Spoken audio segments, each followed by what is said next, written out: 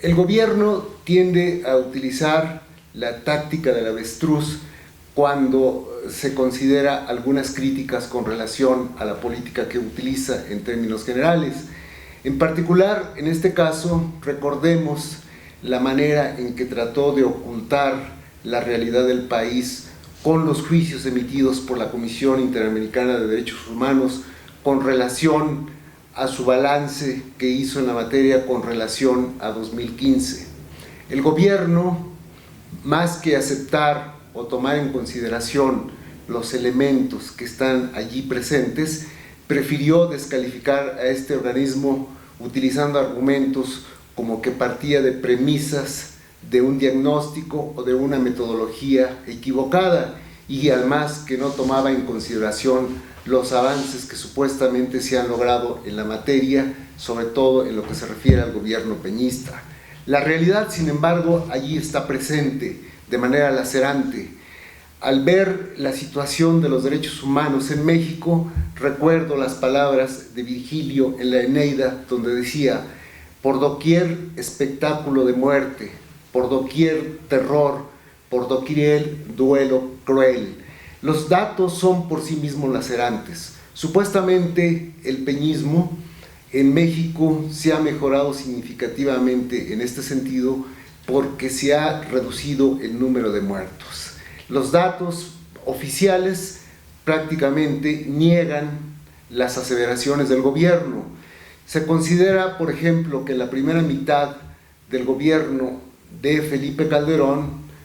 hubo alrededor de 20,000 personas muertas y en el mismo periodo de Enrique Peña Nieto oficialmente se reconocen poco más de 50,000 muertos. Si tomamos otras cifras, como por ejemplo llevadas adelante por la revista Z de Tijuana, ella considera que en realidad el número de muertos supera los 65,000 personas. Si tomamos en total el número de muertos bajo las cifras oficiales, estamos hablando desde que se inició la llamada guerra en contra de las drogas, en contra del crimen organizado, hay alrededor de 140,000 muertos a lo largo de ese periodo, pero si tomamos la otra fuente señalada, consideramos que casi van a llegar a los 150,000 muertos por persona, además de que, según la Comisión Interamericana de Derechos Humanos, casi son 27,000 personas desaparecidas. Si consideramos que para dar una dimensión de la magnitud de este problema, podríamos considerar lo que ocurrió con la dictadura argentina, que estamos hablando del periodo 1976-1983, en la cual se hablaban de 50,000 muertos y alrededor de 30,000 desaparecidos. Quizá un elemento que pudiera dar una mejor proporción de las cosas es justamente lo que pasa en Siria, o quizá ya no tardemos en llegar allá, que en 5 años de guerra o de agresiones en contra de este país se está a punto de llegar casi a los 500,000 muertos. De no modificarse la política gubernamental para enfrentar a los problemas de inseguridad, a nadie debe sorprenderlas que el país pudiera llegar en un momento dado a esa magnitud de muertos. Lo que deberemos considerar es que la política instrumentada por los dos últimos gobiernos ha convertido al país en un cementerio de casi 2 millones de kilómetros cuadrados. Lo que vemos, y es lo que señala, y es las respuestas que no da el gobierno,